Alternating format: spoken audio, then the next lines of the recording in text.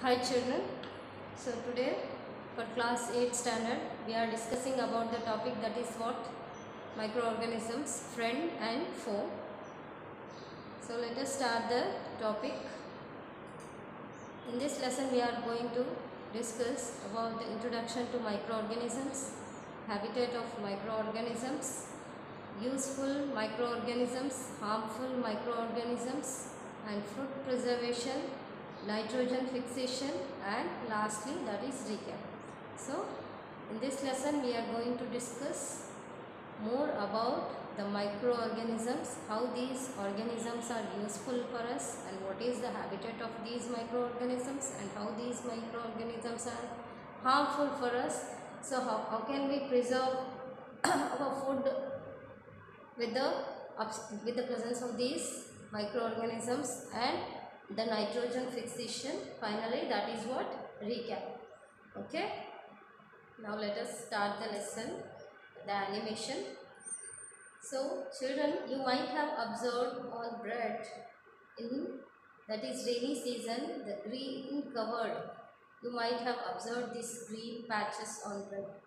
So what are these green patches? Yes, and also you might have observed on near ponds, yes, the green layer, yes. So what are these green layer, which we are called it as what? Mosses, yes. So this we can see only in a near ponds, yes.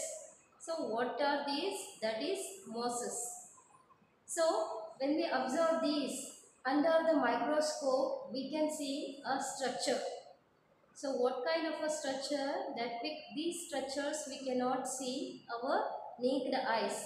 Okay. So the green color patches when we see under the microscope means we can see the structure. So this microscope which was invented by the first man, that is what? Antonio van Leeuwenhoek. Okay. He was the first person who invented the microscope first time. So under the microscope we can see the small structure, okay, the small tiny structures that we called it as what? Organisms. Okay, after the invention of microorganisms we can able to see other kinds of organisms.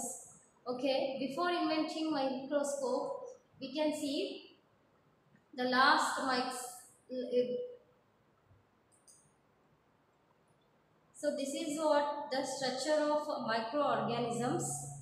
Okay, this we can see only under the microscope. See, before inventing microscope, so these are the some animals that we can see that is very small in size. Okay, that is ants, lice and fleas. So these are the some organisms that we can see that is in a very small and least size. Okay, so after this organisms we could not see any below this small size organisms, but after the invention of microscope we can able to see the different kinds of organisms and the inner structure of organisms. So after the invention of microscope, not only to find out the structure of organisms, or it can able to find out thousands of organisms other than the organisms which we are seeing now. Yes, sir. So we can able to see such organisms that we cannot see through our naked eyes. So that organisms which we can see only under the microscope. Okay. So by the invention of microscope we can able to see the different inner structure of organisms along with the thousands of organisms that we can see, that we cannot see our naked eyes. Okay. So other than these living things we can other than these living things, that such organisms are there that we cannot be see through our eyes. Okay. So it can possible only invention of microscope. So these are the some structures of microorganisms. Okay. So these are the microorganisms which we can see under the microscopes. So finally, what do you mean by the microscope? So these microscope tiny living organisms which could not be seen through naked eyes but only under a microscope, which we are called it as what? Microbes or microorganisms. The organisms which we cannot see our naked eyes, but we can see under the microscope, and such organisms which we are called as what? Microorganisms. Yes, sir. So these microorganisms are different shape and size. Okay.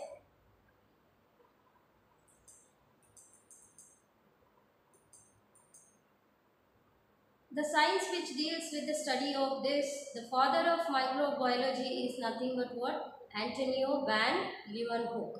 He was the father of microbiology, which we considered him as a father of microbiology. So there are different shapes of microorganisms. He invented the different shapes of microorganisms under the microscope. That is like virus, bacteria. Based on size and shape, he can classify microorganisms into different groups, such as like virus, bacteria, okay, fungi, algae, alga and fungus. So these are the, and lastly that is what?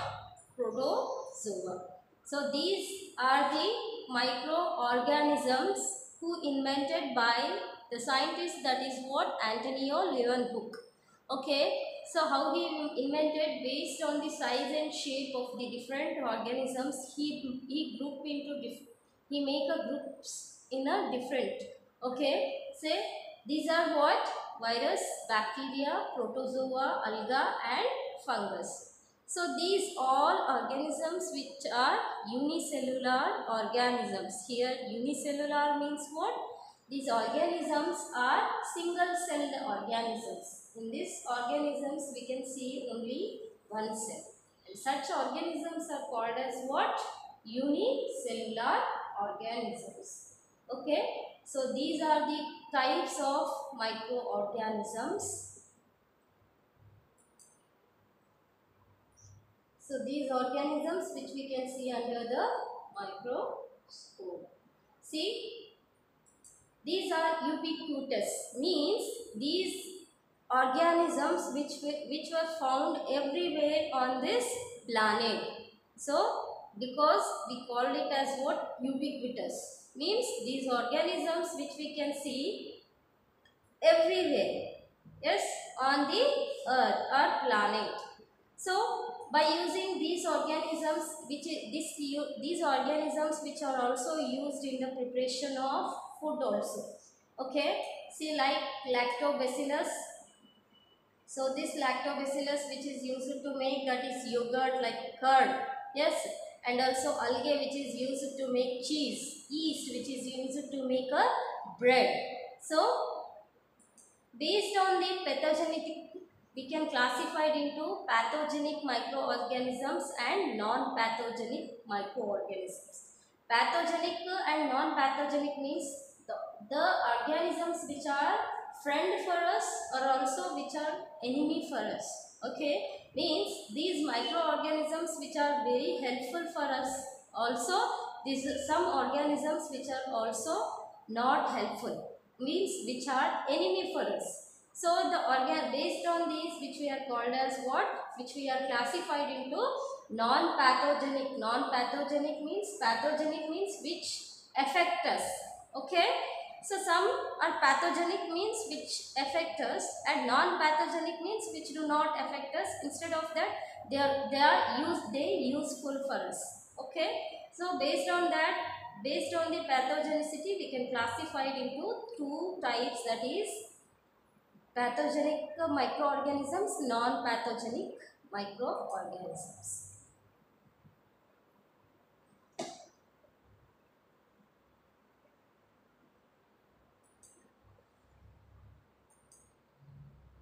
See, pathogenic microorganisms are harmful, which affects our body, and non-pathogenic means microorganisms which are helpful for us. Okay, these microorganisms, just I told you that to preparation of food, also in the pharmaceutical industry and leather industry. So these microorganisms which used in the food industry, and also that is. Now let us discuss the types of microorganisms one by one. Okay. Now first start with the microorganism. One of the microorganisms, that is what? Bacteria. Generally these bacteria, generally not, these bacteria are unicellular organisms. All bacteria are unicellular, that is organisms. See, these live everywhere, including extreme conditions like hot springs, desert, snow and the ocean. See, these do not have defined as a nucleus. These do not have defined nucleus, means the nucleus which is not covered by membrane. Okay, that's the reason which we called as what? Do not have a defined nucleus. So generally in living things, the nucleus which is covered by a membrane. Okay, so the nucleus which is present in the each and every cell, and in that cell it commands the all functions in cell. Okay, so this nucleus which is covered by a membrane, the cell is covered by a cell membrane. Likewise, this nucleus which is covered by a membrane. But in bacteria, this nucleus which is not covered by a particular membrane, these nucleus properties which is spread all over the cell. Okay, and these such type of organisms which we are called as what? Not have a defined nucleus, means these organisms are prokaryotic organisms. Prokaryotic organisms means nucleus which is not covered by a membrane. Okay, so other than with have a defined nucleus, means do not have, instead of that, have a defined nucleus means what? Defined nucleus means the nucleus which is covered by membrane. But these bacteria do not have a defined nucleus, means which do not covered by a membrane. But we can call it as what? Eukaryotic, that is prokaryotic microorganisms, where the nucleus have defined nucleus means. Okay, have a defined nucleus means that we are called as what? Eukaryotic organisms. Bacteria are prokaryotic organisms. Why? Because these do not have a defined nucleus. Do not have a defined nucleus means what? Nucleus which is not covered by a membrane, and these nuclear properties which spread over the nucleus. Okay, so this is about what? Bacteria. See, this may cause some diseases like typhoid and TB, that is tuberculosis, etc. Okay, so these bacteria may cause the typhoid and tuberculosis. So these diseases which caused by the bacteria. Okay, the typhoid and TB which are caused by the bacteria. Now one more microorganisms, that is what? Fungi. See, these are small filamentous, branched and spore-bearing heterotrophic organisms that lack chlorophyll. See, these are mostly multicellular organisms. Means, see, heterotrophic means what? Mostly multicellular organisms. Heterotrophic means which do not prepare their own food due to the lack of chlorophyll. Okay, see, these are multicellular organisms, means other than one cell. Okay, in this fungi there are more than one cell which are present, and these used in decaying organic material as food and are therefore called as what? Saprophytes. Okay, so these used in a decaying organisms, these fungi which we can see dead and decaying organic materials as food. Okay, they are dependent on others. Why? Because these are heterotrophic organisms. Yes, heterotrophic means they do not prepare their own food. They are dependent on other. How? They get food from the dead and decaying organisms. Okay, so these use decaying organic material for their food and are therefore, and these are called as what? Saprophytes. Okay, those organisms which do not prepare their own food, instead of that they use the decaying organic material as food, and such organisms, due to that reason, which we are called it as what? These are comes under in a group, so in a group of, that is what? Saprophytes. Okay, so for examples of fungi, that is Penicillium, that is yeast, and mucor. Okay, we yeast in last 6th 7th standard you have studied that yeast which is used in the preparation of alcohol. Yes, so this yeast, Penicillium, mucor, which comes under in a phylum, that is what? Fungi. Next, another one, microorganisms, that is protozoa. So these are also unicellular organisms, and these also heterotrophic, means they do not prepare their own food. They are free living or parasitic organisms. Parasites means what? They get food from the host. Okay, they get food from the host. Such organisms, once you remind this parasite, that is saprotrophic, just read the 7th class textbook. Okay, you may completely understand about this parasitic and saprotrophic, that is organisms. Yes, so parasitic means these organisms which get food from the host and which reproduce asexually or sexually. Okay, the reproduction is both on sexually or asexually. Okay, so for example of protozoa, that is Euglena and Paramecium.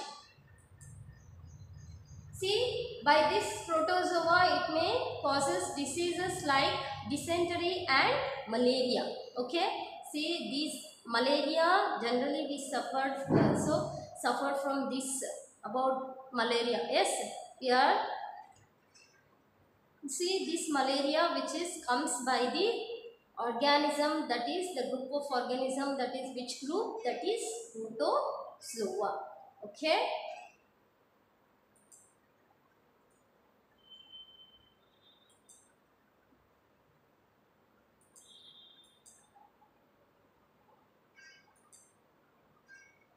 Examples of that is protozoa, Euglena and Paramecium.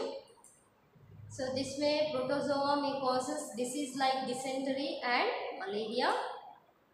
See, Euglena is a strange unicellular organisms. On one hand it behaves like protozoan, while on the other it can prepare its own food by the photosynthesis, that it can acts like a algae. Okay, see, this Euglena is a strange unicellular organisms. Why? Because, so generally we call it protozoa are the heterotrophic. Yes, heterotrophic means they do not prepare their own food, but Euglena has which can prepare their own food by the process of photosynthesis. It just acts like a algae. Why algae? Algae is why? Because algae which can prepare their own food by the process of photosynthesis. Okay, so this Euglena which acts like a algae. Okay, see, on one hand it behaves like a protozoa, means it takes from the host, also which can also prepare the food by the process of how? Photosynthesis. This is why this Euglena is a strange unicellular organism. Next is what? Algae. See, this is the algae, one of the microorganisms. This algae is an aquatic photosynthetic organisms. This algae which we can see in the water, or the green patches that you might have observed near the ponds, okay, that are nothing but what? Algae. Okay, see, these algae are aquatic, means these are in water animals and water organisms, and these are photosynthetic organisms, means these organisms which can prepare their own food. Okay, these organisms can prepare their own food by the process of photosynthesis. Okay, these found in unicellular to multicellular forms. Okay, these either may unicellular organisms or multicellular organisms. So these are characterized by the presence of chlorophyll but lack of characteristics of terrestrial plants. Okay, see, these are characterized by the, how we can characterize by these organisms into algae, that we consider that these are autotrophic. Why? Because the presence of chlorophyll. Okay, so the presence of chlorophyll we can consider, as these organisms are autotrophic due to the lack of terrestrial plants. Okay, so some examples of algae is what? Chlamydomonas and Spirogyra. So these are the some examples of algae. Next, lastly, we can study about one of the organisms, that is what? Virus. See, it is a submicroscope infectious agent which cannot reproduce outside a host cell. Okay, so these virus is a submicroscopic infectious agent. These cannot reproduce outside a host cell. So these viruses cannot reproduce outside. Okay, it can reproduce only on a host cell, that is inside the body. Okay, inside the human body or inside the plants. Okay, so when inside the cell, they take over the machinery of the host cell to replicate themselves and killing the host. Okay, see, these once these viruses enter our body, it start multiply, they raise. Okay, see, it can reproduce many of viruses. By this, what happen? It has the capacity to, that is what, killing the host. It has the capacity to destroy ourselves. So recently not now, at present situation, we are fighting against the virus, that is what, COVID-19. Yes, so this is a kind of a virus. Okay, these viruses do not they do not have reproduced outside a host cell. Okay, due to that reason, we are not allowing these viruses inside our body. Why? Because it has the capacity to reproduce. It has the capacity to increase their race only by the inside the host cell. Due to that reason, we are not allowing these viruses inside our body. Yes. So this coronavirus, now we are fighting against this coronavirus. Yes, which is killing many of our peoples. Yes. So to avoid these, you have to know about the coronavirus. Virus means the virus which has the capacity to destroy the cells. Okay, it has the capacity to destroy the cells, means what? Inside the cell, they take over the machinery of host cell. Okay, it has the capacity to, what the functions which takes place inside the cell, no, the cells which takes place many functions, no, that can be take that all machinery, these viruses. So due to that reason, which we do not allow the virus inside our body. Okay, so be safe for that coronavirus, and so to avoid as much as possible, stay away from that virus, that is virus, only by doing how? By wearing mask. Yes, wash your hands, that is once you wash your hands with a sanitizer, means that sanitizer works well, that is 2 hours. Okay, so suppose the virus which is attached to our sanitizer hand means it kills. Okay, so use sanitizer as much as possible. Okay, see, wear the mask and do not allow it to be inside our body. Okay, once it enters our body, it start the race and it start their reproduction. Due to that reason, so be safe for that virus. Okay, especially for before 10-year-old and after 60-year-old. Why? Because it can be, these viruses can be killed by our immunity system. Okay, you know that our body produce some antidotes. Yes, antibiotic. So by that antidote, it has the capacity to kill the virus. So how only whose body having a high immunity system, more immunity system, okay, they can only the fight against this virus. We can see below the 10-year-old kids, and generally they are reproducing, generally growing that organs in a 10-year-old, that is old kids. Yes, so they do not have that much of capacity to kill the virus. They do not have capacity to produce that kind of antidotes inside the body. So due to that reason, be safe for the 10-year, below 10-year kids, and also after 60-year old, because why, their immunity system is very less. So be safe for those in a, whoever are there in your at your home. Be safe, be take care of that people especially. Okay, so this is about virus. See, common diseases caused by these viruses are cold, that is cold, generally we are suffering from cold, yes, and also which comes by the virus, and influenza, the polio, yes, and chicken pox, etc. So these are the some diseases which is caused by the viruses. Yes, so these are the different groups of microorganisms based on the size and shape, structure, their functions. We classified into different groups. That are what? That is virus, fungi, fungus, alga. Yes. Next. So these some organisms today in this class we have discussed. For next class we will discuss more about this topic. Yes. Thank you.